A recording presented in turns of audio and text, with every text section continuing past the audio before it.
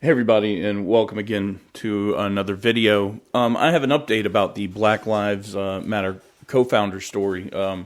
Patrice Cullors, I guess that's how you pronounce her name. There was a lot of news going around about how she bought a $1.4 million house just outside in a rural area of Los Angeles. And from the description I'm reading by the New York Post, it was an absolutely gorgeous home. The New York Post has updated the article. Apparently, I'd missed it. It was updated a couple of days ago. And it talks about her actually snagging 4 high-end homes for $3.2 million. Please pay attention to her physique and watch how that changes over time. Patrice Cullors, let's go ahead and read about this a little bit. It says, as protests broke out across the country in the name of Black Lives Matter, the group's co-founder went on a real estate buying binge, snagging 4 high-end homes for $3.2 million in the U.S. alone. So I guess she bought some houses outside of the U.S. as well. According to property records, Patrice Cullors, 37, also eyed property in the Bahamas at an ultra-exclusive resort where Justin Timberlake and Tiger Woods both have homes. The Post has learned... Oh, that's just a sentence. All right. The Post has learned. Luxury apartments and townhomes at the beachfront Albany Resort outside Nassau are priced between $5 million and $20 million, according to a local agent. The self-described Marxist last month purchased a $1.4 million home on a secluded road, a short drive from Malibu in Los Angeles, according to the report. I don't think anybody really needs to tell anybody else here listening to this how expensive it is to buy a home in California, much less right outside of Malibu in Los Angeles in a secluded area. The 2,300 square foot property features soaring ceilings, skylights, and plenty of windows with canyon views. I bet you it's absolutely gorgeous. I wonder, I bet you she can do a lot of,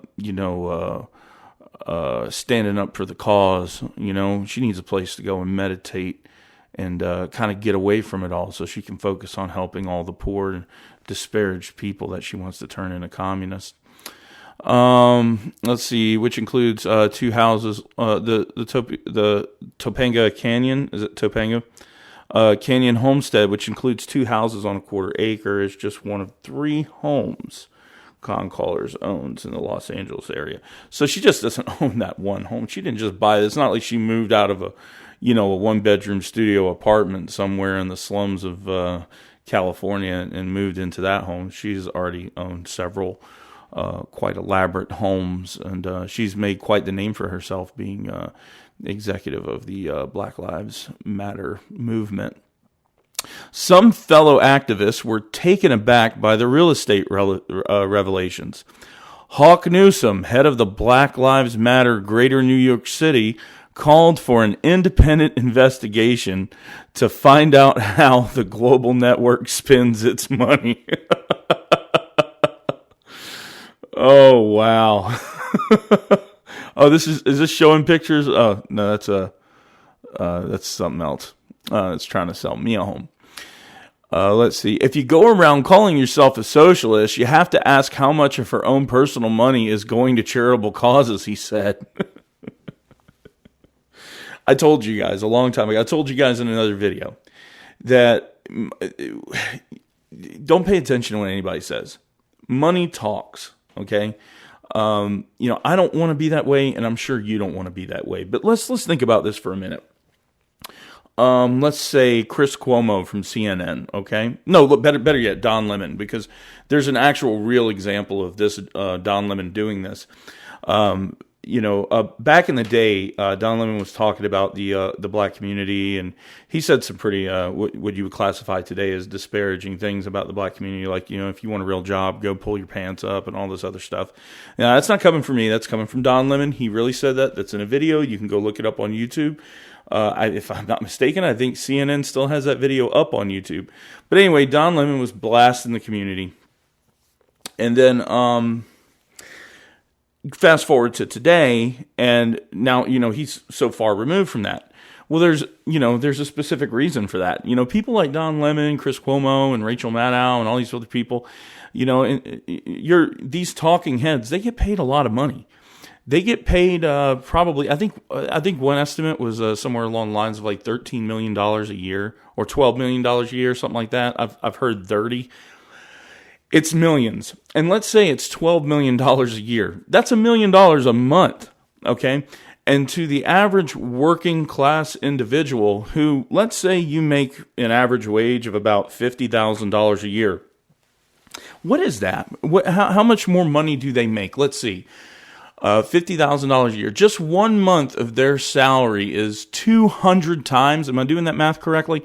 200 times more than what you make in the entire year in 1 month. These people on these news networks, these mainstream news networks that make 12 million a year, to tell you their opinion. 200 times more than you make. They make in 1 month. 200 times more than you make all year at $50,000 a year. So, take whatever they say with a grain of salt, because I know some pretty staunch conservative people, but I know more conservative people that would sell their ideologies and sail them up the river to have that amount of money. Just imagine, some guy approaches you, he sees that you have a wonderful voice and people are listening to you and they're really getting into what you're saying, and this guy approaches you and you're all about this movement. You want to help people. You want to help people, you've been discouraged your whole life and you want to go out there and you want to help other people. And this guy says to you, hey, I tell you what I'll do. How about I pay you $1 million a month to say what I want you to say on TV? There's a lot of people that would take that, and they would not want to lose that job. So you can't take what any of these people say seriously, and this includes this Patrice character for Black Lives Matter. Is she a Marxist? Absolutely not. She's taking this money and she's raking you guys over the coals. If you're a BML supporter out there, they just made a complete fool out of you. I'm not done with showing you exactly, because she wants to bring communism and Marxism into America. And that's why I focus on BLM so much, is because what they do is they disguise what their movement's really about in this racialized social justice platform, when what it's really about is ushering in communism, and I'm about to show you all that. This is going to be a little bit of a lengthy video, but it's going to be very informative. So stick with me. Let's see, where did we leave off at? The 3-bedroom, 2-bath house about 30 minutes from Atlanta has an indoor swimming pool separate. Okay, we know she went out, she bought a house, and the house has all the bells and all the whistles, and she's not living in any kind of disparagement. The last video I did about her, I compared what she's doing to a person that really wanted to help people, like Mother Teresa, Saint Teresa in the Catholic Church, who actually lived like the poor people that she was taking care of. And if you're going to follow any kind of person that's living for any kind of ideology, the first thing that you need to look at is how they live their lives.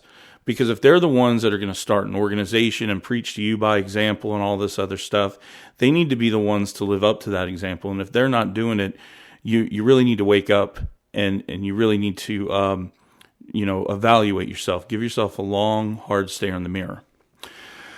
Let's see. 2 years later, she purchased another home. No surprise, I guess. This is California, so these are smaller homes than you can get, on the southeastern coast of the United States by far, but nonetheless, pretty nice looking. Oh, that's a good shot of her. That was before she got pretty healthy, when she got all that money. I'm about to show you guys that too here in a minute. Anyway, so she's been purchasing a bunch of homes. So all that money that's getting donated every year to Black Lives Matter, I mean, her purchasing, millions of dollars worth of homes, I would say that she's getting at least 10% of the organization's money. If they're getting $30 million a year, she's getting some money. Let's go ahead and check out the website. To those naysayers who don't believe that Black Lives Matter is communist in its very soul, the core of its soul. I went to the Black Lives Matter About page. Now, if you go there, this is their current page. This is what they have posted today on the website. It kind of tells you about who they are and how you can take action. There's some things that are missing that used to be here, and they took them down because it was starting to call them out on a little bit of BS. Especially conservatives and stuff like that were starting to really say, "Hey, wait a minute, this isn't about Black lives." And I know that some people hear that all the time, but you really need to understand this organization is not about Black lives. If you are a Black individual in America, this organization doesn't care about you. And the leadership going out and frivolously spending that amount of money on several houses and looking at luxury houses in Nassau, you need to wake up. You need to wake up. You need to find another role model for your life. We are expansive. We are a collective. Collective. That's a very important term. Communists use that term a lot. A collective. They use words like affirming, rights, liberties, liberators, justice, all this other stuff. That's how they put themselves on a pedestal, and everybody else is always racist or a nationalist or in an oppressive group. Obviously they're the communists are the ones that are going to liberate you, and everyone else who is, has a normal thought process and who doesn't think the entire world needs saving, they are the supremacists and they are the radicals. Let's see, it says, I just said affirm. We affirm the lives of Black, queer, trans folks, disabled folks, undocumented folks, folks with records, women, and all Black lives along the gender spectrum. All our network centers those who have been marginalized within the Black liberation movement. That's all fodder. It's all made to sound great. You were marginalized. You're a victim. You're never going to be nothing with your life, so why even try? Just come follow us, and we'll make sure that you have everything you need. Meanwhile, I'm going to go buy these houses over here in Beverly Hills. Black Lives Matter. This has, they're including a whole lot of people, and it's strange because the groups that they're including are groups that are typically, in the media of being, oppressed, women are oppressed and all these people are oppressed. And, I mean, it's a divisive language at its very core. Here comes the affirm again. We affirm our humanity, contributions to the society, and our resilience in the face of deadly oppression. Yeah, that's what I would say the founder is facing right now. She just went out and bought all those homes, and she did that all in the face of deadly oppression because, she's sacrificing herself for all these Black people in our community that are not, that are not getting what they deserve out of life. So she's getting, don't worry, because she's getting what she says you deserve out of life for you. So it's all good. They call the call for Black Lives Matter is a rallying cry for all Black Lives Matter. That's the website as it sits today. Now, if you go to the Wayback Machine, now this is one of my favorite things to do because Wayback Machine, I don't know, I think it's controlled by some church in the middle of rural Kentucky or something in the center of the U.S. Thank you for everything you do because you hold these lunatics accountable. In the About section, and this is back in April, of 23rd, 2019. You can go and look yourself on Wayback or webarchive.org, Wayback Machine. Easy Google search for you. You'll see the About section. But what's missing from this About section, and what this one has, is something very special. It has right here under About what we believe. That's very important. So why would that be missing? If, surely you would want to know what they believe. And what they've done is they've just sugar-coated. They threw in the fluffy bunny and rainbows on the other page, but they took out this. So we're going to click on this link and see where it goes back on April 23rd, 2019. It might take a little bit because this is Wayback Machine working right now under the web archive. Okay, here we go. Guiding principles. Oh, diversity. That's a communist hot point. They love diversity because what it is it's what they want to be diverse is everybody in America. And they don't mean diversity as in bringing people together. They want to divide everybody up as much as possible. Restorative justice, social justice, that is the number one harking call for a communist is social justice. And that's been going on for a long time. I'm about to show you guys a video of Yuri Bezmenov, who actually, it was in the early 80s, maybe 1981 or 1983. Anyway, it was almost 40 years ago where he specifically talks about this. Oh, globalism. I thought that was just a conspiracy theory. But apparently not. Queer affirming. Okay, so back in the McCarthy days, they were having the gay rights movement started happening. Started really kind of coming in the 60s. 50s was when the Soviet Union started their first subversion tactic. And one of the first things they did was they started promoting gay rights. And it wasn't because they cared about gay individuals' rights. They don't. They don't care about gay individuals' rights. What they wanted to do was they wanted to destabilize the nuclear family. And that was one of the best ways to do that. Because you can have people that, and some people are genuinely born, they're generally born with a certain sexual orientation. I can't knock you for that. And that's not what I'm here to say. What I am going to say, though, this is the truth, that the Soviet Union used gay rights as a means to disintegrate the nuclear family and to actually hurt our culture in a way where we would lose traditions, because that was the whole purpose of it, is to radicalize the gay community. Unapologetically black. That's also another form of radicalization. Collective value. That is, again, collective, and here's all the rainbow stuff. Empathy, you're supposed to feel bad, while she's sitting in her $1.4 million home and traveling in between, whether it's at the $5 million worth of houses she's got, she's empathizing about your situation out there while you're living in a Section 8 apartment and smashing roaches with newspapers all night. She really cares. Loving engagement, because that's what happened in Portland. All that loving engagement. Transgender affirming, and that harkens back. That the queer affirming and the transgender affirming. Transgenders are that's like gay 2.0 movement, and we're reaching into the territory where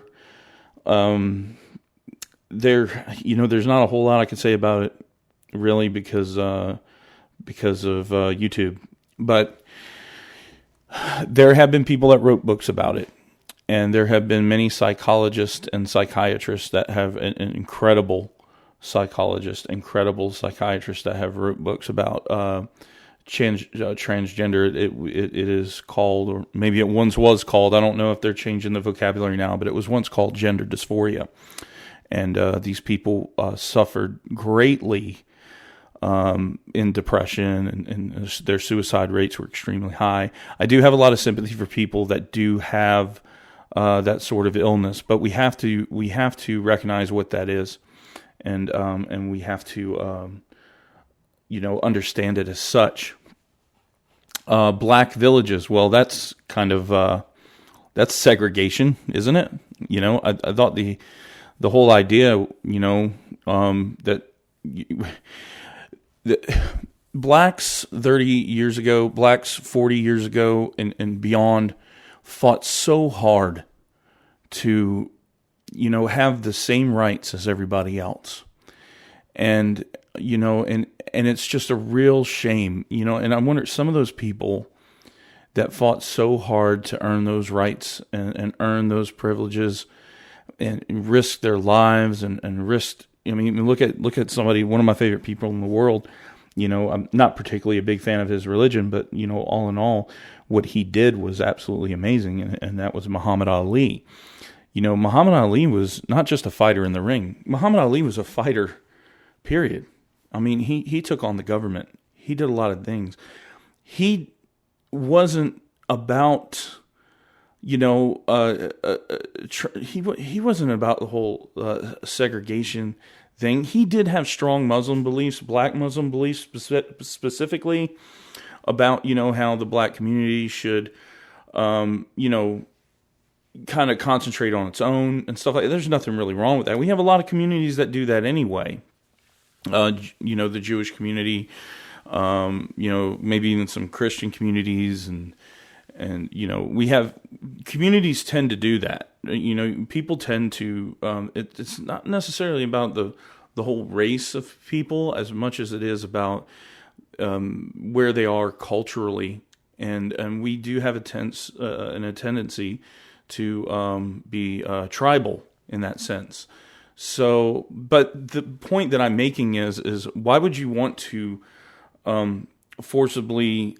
Because I'm just going to make the assumption here that they want all this to be regulated, and in order for it to be regulated, it has to be regulated by some government. So they're going to force black people to live in villages, or how's that going to work? Are they going to force white people out of certain places, or prevent Hispanic people from moving in? I don't know. We have to. We have to take these things kind of in consideration. Like, what do they mean? Black women, well, that's self-explanatory.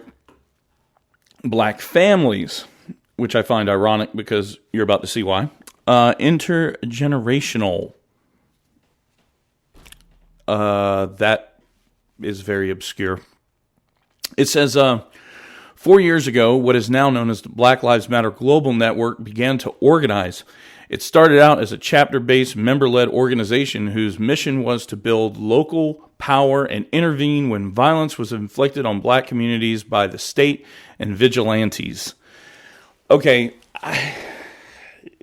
what they're talking about as far as the vigilante thing goes is they're talking about, who's that one jerk? Trayvon Martin, George Zimmerman. And George Zimmerman, I didn't pay too much attention to the trial. I kind of knew what was going on. To me, what I learned about the trial, I couldn't quite figure it out because, I was listening to both attorneys, and both attorneys had good points. And to be honest with you, I had no idea what to think of it. That's why we have a court system. The court system's supposed to find out the answers, and the court system makes the determination whether or not there should or shouldn't be guilt assigned to a certain action. That's not necessarily up to me, so I try not to weigh in on that kind of stuff too much. But what George Zimmerman did after, when he got into some domestic thing with his girlfriend and pulled out a gun, and then he started making these Confederate paintings and stuff. Not a good look, man. Not a good look. So if you wanted to be the poster child of some people starting a movement, you've accomplished that. Let's see. Black Lives Matter. Oh, that was another thing. It says build a local power by the government to intervene when violence was inflicted on black communities by the state or vigilantes.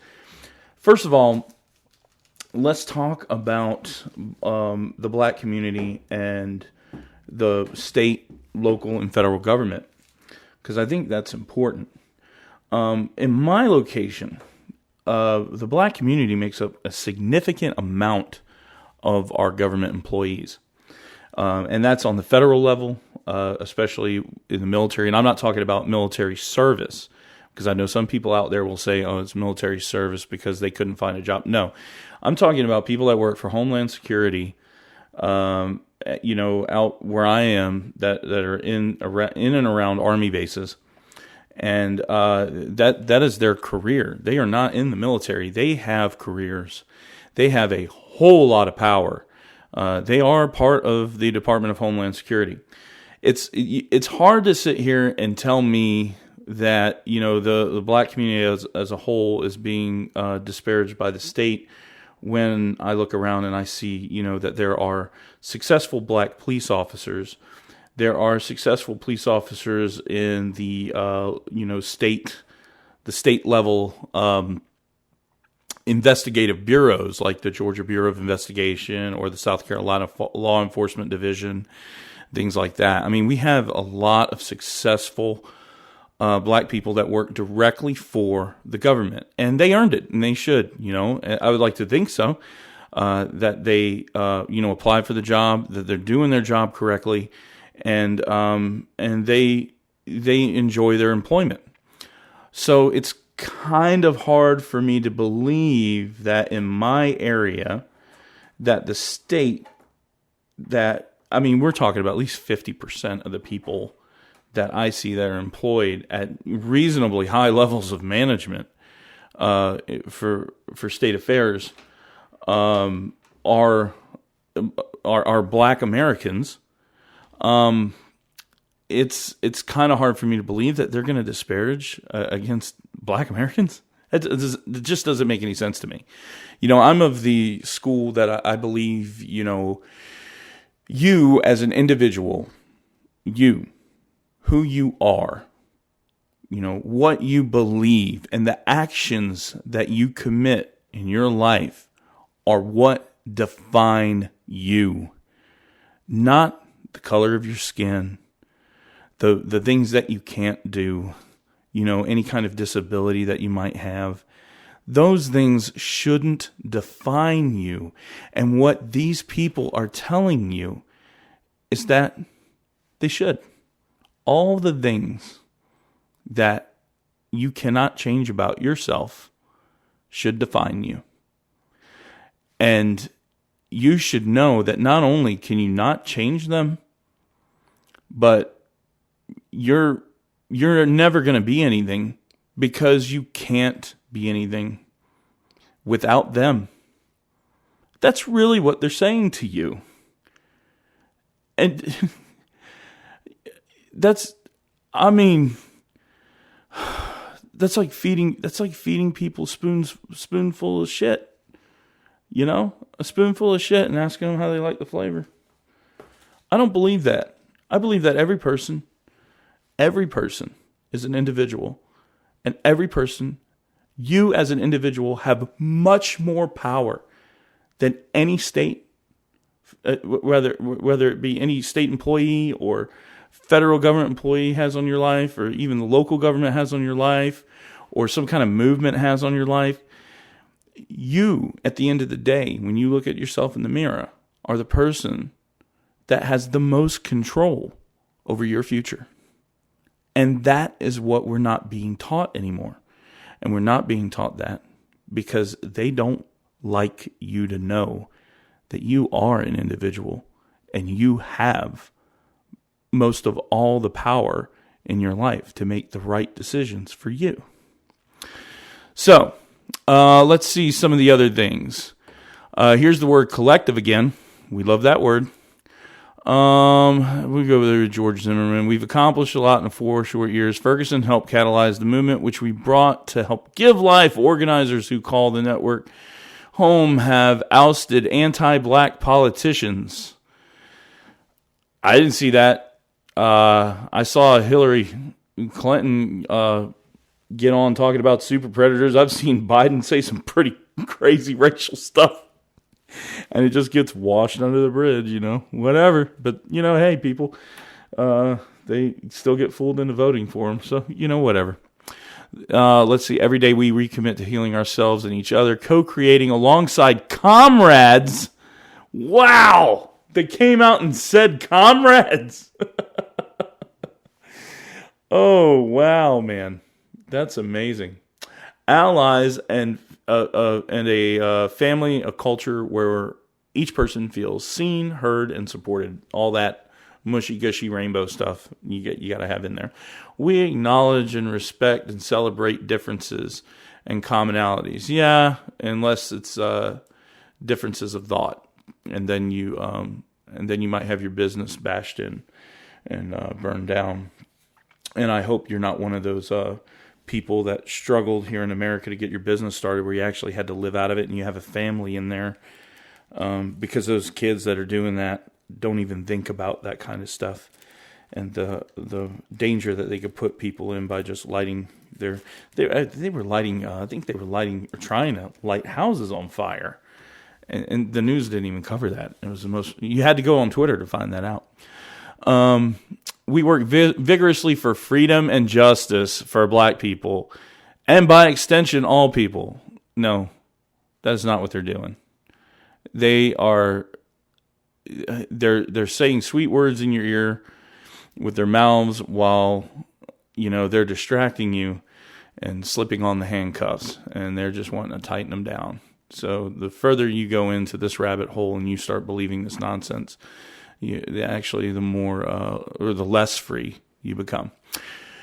We work vigorously for freedom and justice. They said that about 3 different ways, 3 different times. We intentionally build and nurture beloved communities bonded together, restoring this. Nothing. That says literally nothing. That says nothing. It's all semantics. We see ourselves as part of the global black family and are aware of the different ways we are impacted or privileged as black people who exist in different parts of the world. That's another one, privileged. You have privilege, and because you have privilege, you should give everything up unless you run the organization and then, go out and buy yourself 5 houses. We are self-reflexive and do the work required to dismantle cisgender privilege and uplift black trans folk, especially black trans women who I don't even understand how that's a word. Black trans women who continue to be disproportionately impacted by trans antagonistic violence. Now, this is important because the left has a very strange definition of violence.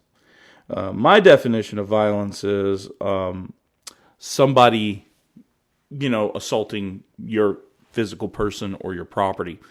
Their definition of violence is words. Okay? So when you go up to somebody and you have an opinion that they don't like, or you don't like something about them and you voice that opinion, that is to them the equivalent of punching them in the face, and therefore they have the right to punch you in the face. That's how these people think.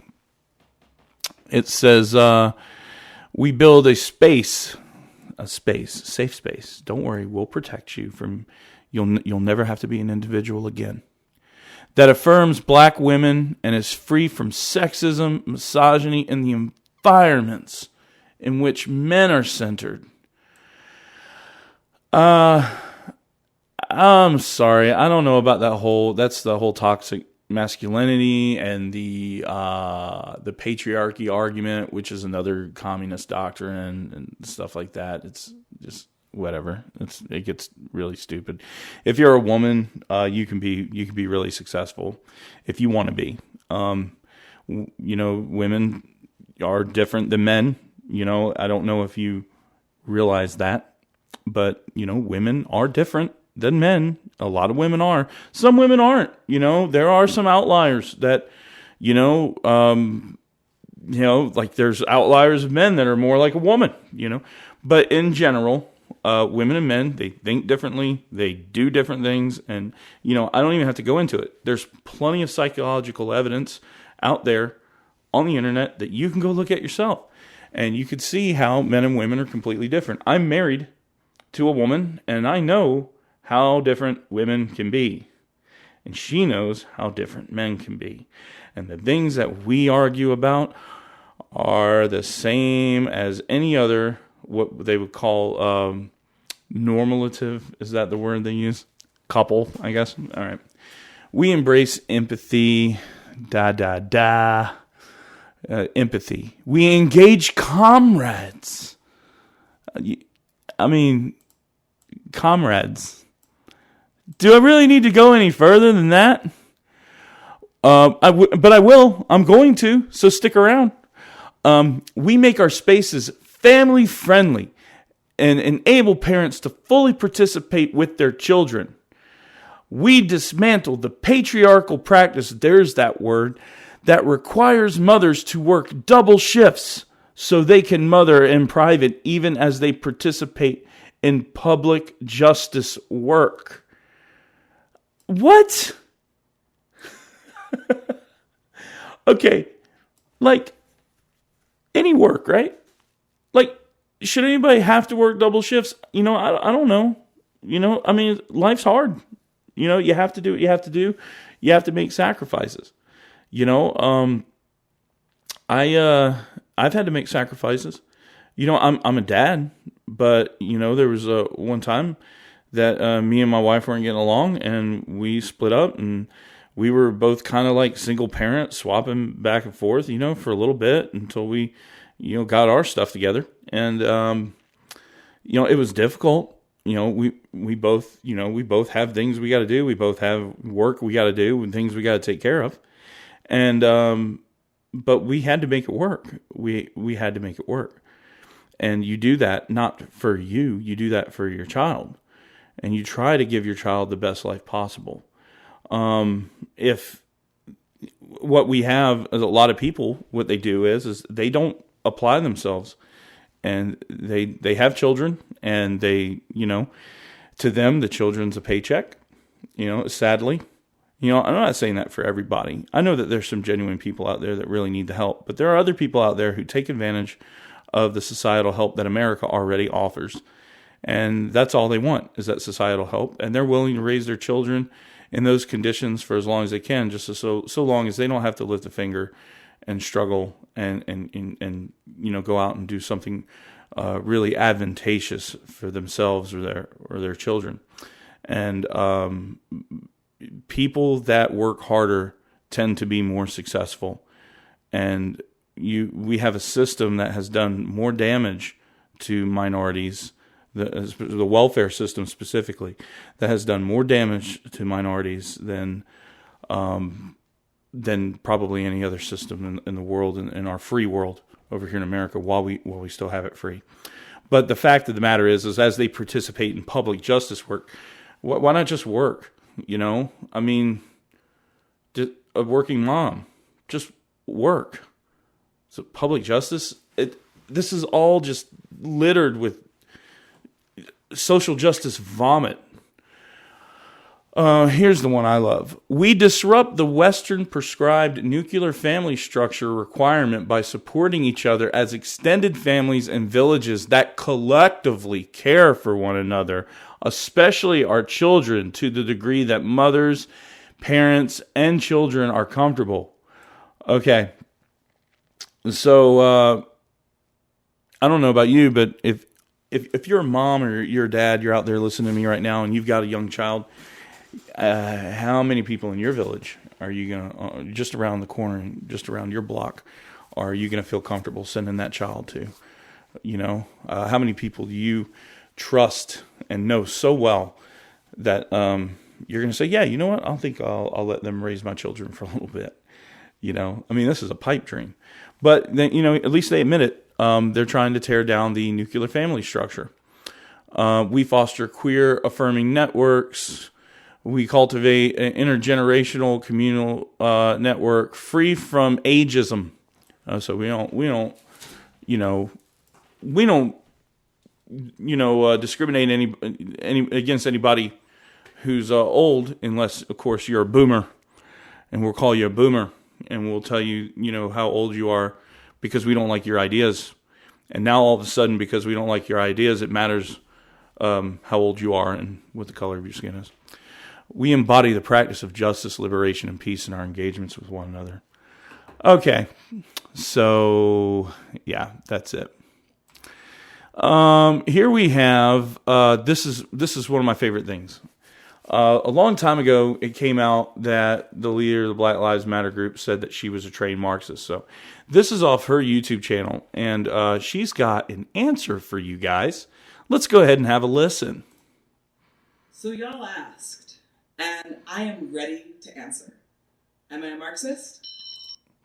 Now, remember she said that. Y'all asked, and I am ready to answer. Is she a Marxist? Let's find out. Let's get into it. Hey everybody, my name is Patrice Cullors.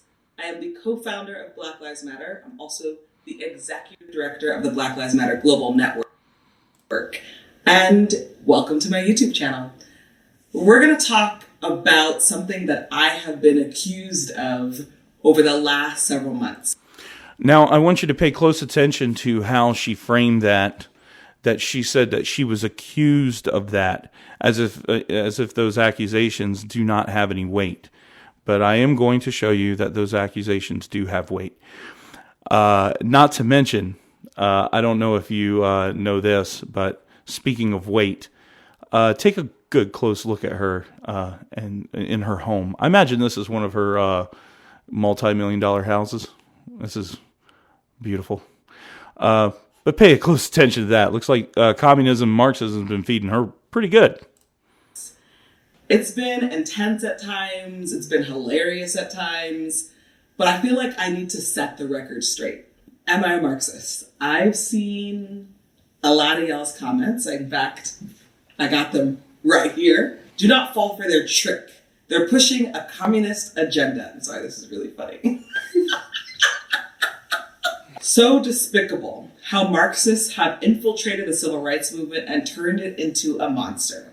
She is trying to burn the whole system down. Admitted trained Marxists and Black Lives Matter co-founder Patrice Cullors sends strongly worded letter to Joe Biden and Kamala Harris, demanding they bow to their Black liberation domestic terror agenda. We warned you this was coming, and now it's here. Patrice Cullors is a Marxist. All right, y'all. I mean, let's just talk about it. Am I a Marxist? I'm a lot of things. I do believe in Marxism. It's a philosophy that I learned really early on in my organizing career. We were taught to learn about the systems that were criticizing capitalism. We were taught to... Okay, so I'm going to interrupt it there. We're not going to watch necessarily the whole video, but she doesn't outright come out and say that she's a Marxist. What she says is that she has... basically learned about Marxism and they were taught about the systems that criticize capitalism. That's because she's one of the people that went to these universities. She got that education from a professor who was subverted a long time ago. This stuff has been going on since the Soviets, KGB agents were coming over to America disguised as hippies. A lot of people don't know that. They don't understand that. They disguised themselves as hippies. They infiltrated themselves into the colleges in the maybe the mid to late 50s, and started kind of really shaking up the students out there. And I personally believe that the Soviet subversion tactics were one of the main reasons why we had such the intense revolution that we had in the 60s, because that was one of the main cultural revolutions of America was in the 60s, and it was vastly different from many of the other revolutions that we've had in the past, especially if you go all the way back from the 1910s to the 1950s. I mean, we had the Industrial Revolution, but that was more of an economic thing. This was the first major social revolution I think we had in the country. In America was the 1960s. So, let's see how she beats around the bush on this one a little bit more. Why there were philosophies that were criticizing capitalism. I'm working on making sure that people don't suffer. I'm working to make sure people don't go hungry. And these comments that I've received have... She's working to make sure that you don't suffer and that you don't go hungry while she's gaining a ton of weight. And if you don't really notice how much weight she's gained, I'm about to show you another video where she does admit she is a trained Marxist. And you'll see how different. I mean, she doesn't even look like the same person. This lady's telling you this while she's buying houses and looking at houses in Nassau for, I mean, come on. You know, this is insane. Anyway, we'll go ahead and skip the video. Let's go back. Let's go forward to this video here. This is just a small cut. I also think that it might, I think of a lot of things. The first thing I think is that we actually do have an ideological frame. Myself and Alicia in particular. Look at the size difference. Organizers. We are trained Marxists. We are... there it is. We are trained Marxists. Super versed on sort of ideological theories. And I think that what we really try to do is build a movement that could be utilized by many, many Black folk. Okay, so there that is. You got. She just said it. We are trained Marxists, and we are ideological theorists, and we believe that we could take our communist ideologies and start a movement that could benefit many Black folk. That's what she's saying, and obviously she said this many years earlier when she wasn't eating such a robust diet that she's able to afford now off the money that she's getting from the poor people that she's trying to defend. You know, it should make you kind of angry, really, when you think about what she's done. Anyway, there's a lot of things that they touch on Black Lives Matter. And one of the things that they touch on, they always come back to the queer and the gay affirmation and stuff like that. But the problem with that is that the queer and gay communities, whatever, that stuff, the gay rights community was an attempt to hijack American society from the Russians, or they originally did this. And China is actively participating in it. They basically took Russia's playbook after the Soviet Union fell, and now they started kind of furthering the agenda, and they're doing quite a fantastic job because they have infiltrated our politicians, and they have done quite the job, and I believe that to some degree they might even work with Russia, but that's just the conspiracy theory I have. But what's the main problem like with the LGBT community? Why are all these people so against it? Especially like when you heard the news in Poland, right?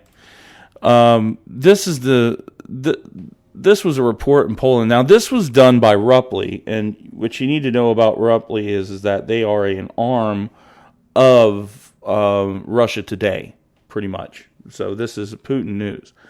But something very important that you need to see, these are the anti-LGBT, what they would call a mob out here, the far right-wing people. What they're standing against. It's really strange because I see them walking with this sign, and I don't read Polish, but I can kind of tell that says "Stop Totalitarianism," and it has a picture of a hammer and sickle, a Nazi swastika, and the gay flag, and they all have no bullshit signs through them. So why would these people put the gay pride flag right next to the Nazi socialist emblem and the hammer and sickle emblem? Well, there's a reason for that.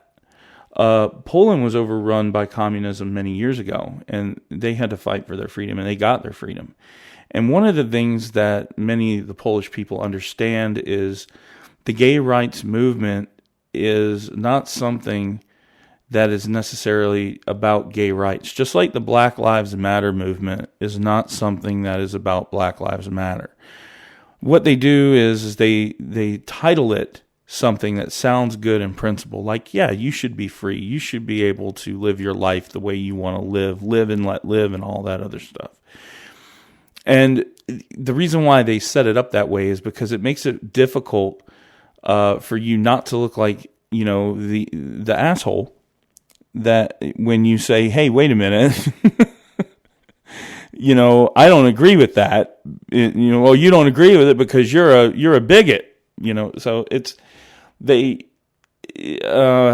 don't know, but it's just, you should find it fascinating right now that the Polish nationalists, they're sitting there burning the flag, and they make a big deal about it, like, oh, they're burning the flag, here's where they're burning the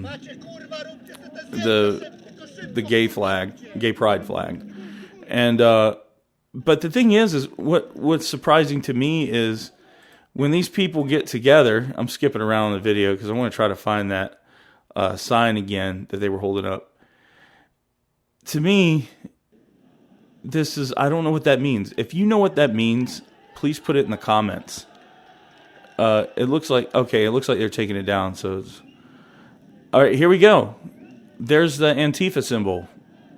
They're communists too. So there's something going on here with gays and communism. I'm not. Oh, sorry, I hit the mic. I'm not saying that if you're gay that you're a bad person or you're wrong or anything like that. Don't get me wrong. What I'm saying is the movement itself is been hijacked by people that don't care about you. And I'm saying to the black Americans out there that the BLM movement is hijacked from people that don't care about you. And the final part of my video, let's go ahead and break this down. This here is Yuri Bezmenov. He is an ex-Russian KGB agent. If you've seen this video, congratulations. You know more than most Americans out there. But if you haven't seen this video, before I start this video, I want you to understand that this interview was had back, I believe, between the years of 1981 to 1983. It is almost, if not a 40-year-old video, it is very close to 40 years ago. Okay? All right. Have a listen. Well, you spoke several times before about ideological subversion. That is a phrase that I'm afraid some Americans don't fully understand. When the Soviets used the phrase ideological subversion, what do they mean by it? Ideological subversion is the process which is legitimate, overt, and open. You can see it with your own eyes. All you have to do, all American mass media has to do, is to unplug their bananas from their ears, open up their eyes, and they can see it. There is no mystery. There is nothing to do with espionage. I know that espionage intelligence gathering looks more romantic. It sells more deodorants through the advertising, probably. That's why your Hollywood producers are so crazy about James Bond type of thrillers. But in reality, the main emphasis of the KGB is not in the area of intelligence at all. According to my opinion and opinion of many defectors of my caliber, only about 15% of time, money, and manpower is spent on espionage as such. The other 85% is a slow process which we call either ideological subversion or active measures, активные мероприятия in the language of the KGB, or psychological warfare. What it basically means is to change the perception of reality of every American to such an extent that despite of the abundance of information, no one is able to come to sensible conclusions in the interests of defending themselves, their families, their community, and their country. Now, I hope you really let that sink in for a minute. What this man is telling you is that despite the abundance of information, no one is able to come to sensible conclusions. You know, and even as much as I've studied about it and the signs and the symptoms I've seen, which he clearly says you can see the signs and you can see the symptoms. But it's very difficult to know exactly where it's coming from. I personally believe that China has picked up the Russia playbook, and they are actively chipping away at us right now, because China is really out there vying for power. If you pay attention to the world news, they really want to get Taiwan. They've got the World Health Organization. You correct me if I'm wrong, but I don't even think that the World Health Organization recognizes Taiwan as a country right now, and that has to do with Chinese influence. We have Chinese Communist Party members. There was an article written, I can't remember which newspaper, it was a mainstream article written that there's about 45,000 active Communist Party members in our country in roles of journalism, roles of corporate power, and political power. And it's not just them. You can multiply that 45,000 by a factor of 10. You know, I mean, maybe 500,000 people, because it's the 45,000 people. Sure, they're the communists, but you know, let's just assume that 10 times that are communist sympathizers, people that they feed this bullshit to, and they wind up changing their ideologies. And it's very important, because he's about to get into this. Give it a listen. It's a great brainwashing process, which goes very slow, and it's divided in 4 basic stages. The first one being demoralization. It takes from 15 to 20 years to demoralize a nation. Why that many years? Because this is the minimum number of years which requires to educate one generation of students in the country of your enemy, exposed to the ideology of the enemy. In other words, Marxism-Leninism ideology is being pumped into the soft heads of at least 3 generations of American students, without being challenged or counterbalanced by the basic values of Americanism, American patriotism.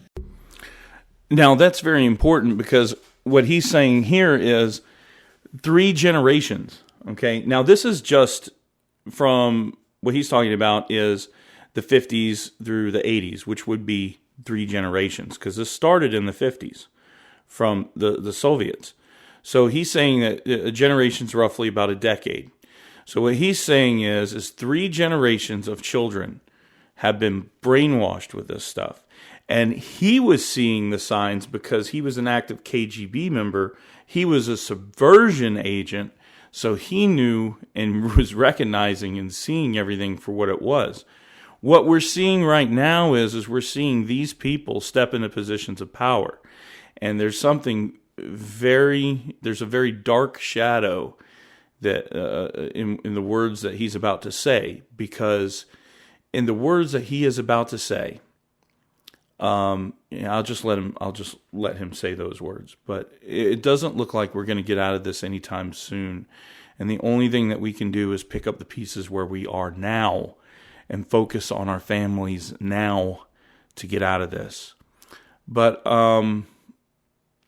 this has been a problem with the universities. We have professors teaching this doctrine, and this is where we are now. We're actually, 4 more generations into this now. So this has taken a longer time, but with the internet and the mass flow of information, and the fact that I can get on here in my kitchen and talk to you from my computer behind a mic and broadcast the entire world and potentially have thousands of people listen, that's a big step. And that also, not only does that give us the freedom to get our voices heard, but it also it puts us at risk of subversion tactics. And I think that's where we are today. Let's go ahead and continue. The result you can see. Most of the people who graduated in the 60s, dropouts or half-baked intellectuals, are now occupying the positions of power in the government, civil service, business, mass media, educational system. You are stuck with them. You cannot get rid of them. They are contaminated. They are programmed to think and react to certain stimuli in a certain pattern. You cannot change their mind. Even if you expose them to authentic information, even if you prove that white is white and black is black, you still cannot change the basic perception and the logic of behavior. In other words, these people, the process of demoralization is complete and irreversible. To get rid society of these people, you need another 20 or 15 years to educate a new generation of patriotically minded and common sense people. So, in case you were wondering if there was a way out or a way to stop these people or a way to change these ideologues' minds, this pretty much should answer your question. No, you are not going to change the way these people think. These people, they really and truly believe that, you know, they're oppressed in a certain way, or that there's group oppression and there's nothing to do to fix it. They truly believe that the only way to a collective society, a utopia, is through the dismantling of a free capitalist society. There is no changing these people's minds. What he's saying is the only thing that we can do is spend the next 15 to 20 years working to reverse it in the future generations. You know, how are we going to do that? Well, first of all, stop sending your kids to these universities. That's going to be a big thing. You can't send your children to universities where they're going to come back and have this woke ideology. You know, I have a friend of mine, he spent all of his life working hard to put his children through college, specifically his daughter, who really wanted to go to college. And she got accepted into a college that she wanted to go to. And he allowed her to go to that college. He funded it. He said, that's fine. You know, I'll help you finish out your degree. Well, she got out of that college and she came back home and she was just a completely different person. She had bought into the whole Black Lives Matter movement, and she was a Marxist and all this other stuff. He couldn't understand it because she was never raised that way. Well, what happened was he sent his child, who even though might have been above the age of 18 at the time, he sent his child to go get indoctrinated in a university. And not really just she went to school for physical therapy and she came back a Marxist. You know, she came back, having gender studies credits and all these other things, all this nonsense. We have to actively fight back against it. And right now, the only shot that we have is because I believe that a lot of our political structure, the Congress, the House, the Senate, presidency, and stuff like that, we're not going to find much in the way of that because they are so scared to go against the grain of what they perceive as the majority. And these insane leftists are the loudest, so they sound like they are the majority, even if they're not. And then we have the news media that leftists have taken over, which only amplifies that voice. The only hope that we have is to battle all this stuff out in the court system and hope that we have some sensible judges that try to maintain some of the American traditions of freedom. That's the only thing we can do for the next 15 to 20 years. And in the meantime, raise our children to understand that this method of thinking is toxic. It's poisonous. Let's go ahead and continue to listen. Who would be acting in favor and in the interests of the United States society. And yet these people who've been programmed and, as you say, in place, and Yes. who are favorable to an opening with the Soviet concept, these are the very people who would be marked for extermination in this country? Most of them, yes, simply because the psychological shock when they will see in future what the beautiful society of equality and social justice means in practice, obviously they will revolt. They will be very unhappy, frustrated people, and the Marxist-Leninist regime does not tolerate these people. They will join the links of dissenters. That's very funny what he just said. Pay attention because he actually used the term social justice in an interview back in 1981. So social justice was a term that this ex-KGB agent was very familiar with back in 1981. What he's trying to tell you right now is that the people that have these extreme ideologies, the no justice, no peace, Black Lives Matter, the extreme gay rights, the extreme transgender stuff, all that stuff that's going on, changing our children over, putting our children on puberty blockers and stuff like that, all these, just these really insane people. When a revolution does happen and the people do take over, these people are going to be extremist, and classically, and it's happened throughout history. These people will wind up, from what he's saying, these people will find themselves may find themselves on an execution block of some sort, because the Marxist-Leninist ideology, in practice, does not tolerate that level of extremism. It goes. There was a video done by one YouTuber that I found really fascinating, and it was called "The Keys to Power," and I couldn't tell you who he was or how to look up the video, but maybe you can find it. But the way he explained it is, he said the keys to power are not the same as the keys to keep power.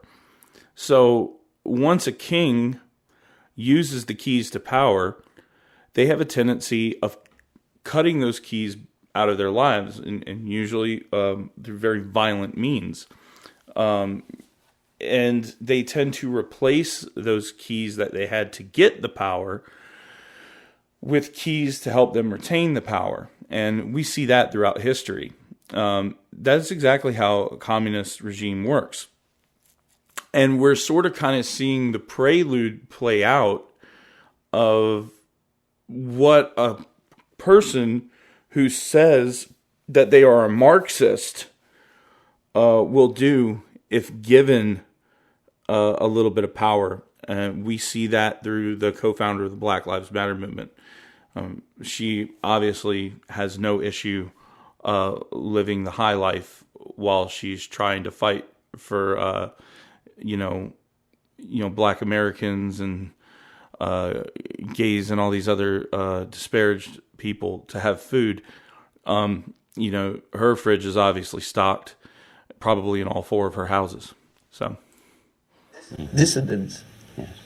Unlike in present United States, there will be no place for dissent in future Marxist-Leninist America. Here you can get popular like Daniel Ellsberg and filthy rich like Jane Fonda for being dissident, for criticizing your Pentagon. In future, these people will be simply squashed like cockroaches. Nobody is going to pay them nothing for their beautiful, noble ideas of equality. This they don't understand, and it will be greatest shock for them, of course. The demoralization process in the United States is basically completed already. For the last 25 years. Actually, it's overfulfilled, because demoralization now reaches such areas where previously not even Comrade Andropov and all his experts would even dream of such a tremendous success. Most of it is done by Americans to Americans, thanks to lack of moral standards. As I mentioned before, exposure to true information does not matter anymore. A person who was demoralized is unable to assess true information. The facts tell nothing to him. Even if I shower him with information, with authentic proof, with documents, with pictures, even if I take him by force to the Soviet Union and show him concentration camp, he will refuse to believe it until he is going to receive a kick in his fat bottom. When a military boot crashes then he will understand, but not before that. That's the tragic of the situation of demoralization. So basically America is stuck with demoralization, and unless, even if you start right now, here, this minute, you start educating new generation of Americans, it will still take you 15 to 20 years to turn the tide of ideological. So that's the sad part of it all, is that even if we started right now, what he's saying, it would still take 15 to 30 years to turn the tide back to free thought, patriotism, what our Constitution is truly about, what freedom really is about. This, in the sense, is the most sad part of it all. But he did mention that they were lucky enough because now Americans are doing it to other Americans because of the lack of moral standards. And one of the things that they target is religious beliefs, specifically Christianity, because, Christianity has been, it's had its imperfections in history. And I'm not going to sit here and say that it's been perfect. No religion's been perfect, and Christianity is definitely not a perfect religion. But it has helped stabilize societies for over 2,000 years. And I really started to see, as you begin to see the degradation of Christianity in this country, you'll continue to see things get worse and worse. I'm sorry this ends on such a sad note, but we've got 15 to 30 years to turn things around. So get to work. Stop blowing your money on communists and stop supporting them. Instead, take that and support me. Give this channel a like and subscribe. Hit the notification bell when I release a new video. My videos are going to be, some are going to be long videos, so I hope you have a lot of time. Listen to them on the ride to work. Listen to them on the ride home, especially if you got a long drive. I appreciate it. I plan on trying to keep up with content. Hopefully, I'll settle on a name for my channel here one day. I don't know exactly what it is. I'm going to call myself the Great Pyrenees. I'm going to put a little picture up and stuff like that. But I'm going to I'm going to set up a Twitter account again. I'm going to have basically no followers. So if you want to come over to Twitter and give me a follow, that's fine. However long I can make it on Twitter. I don't want to get into a big argument on Twitter. It's really easy to get into a big crapshoot on that. But I will post videos on my account there. And chances are, I like I said before, I do have stuff to do production with. But the issue that I have is, we live in a cancel culture, doxing and stuff like that. I've got a very young daughter that, I need to protect, and who I will protect any means necessary. But, I don't want to have to put any of my family in any kind of situation because my opinions, some wacko doesn't care for them out in the corners of the internet. Anyway, I appreciate you guys giving me a listen, and that's about all I got.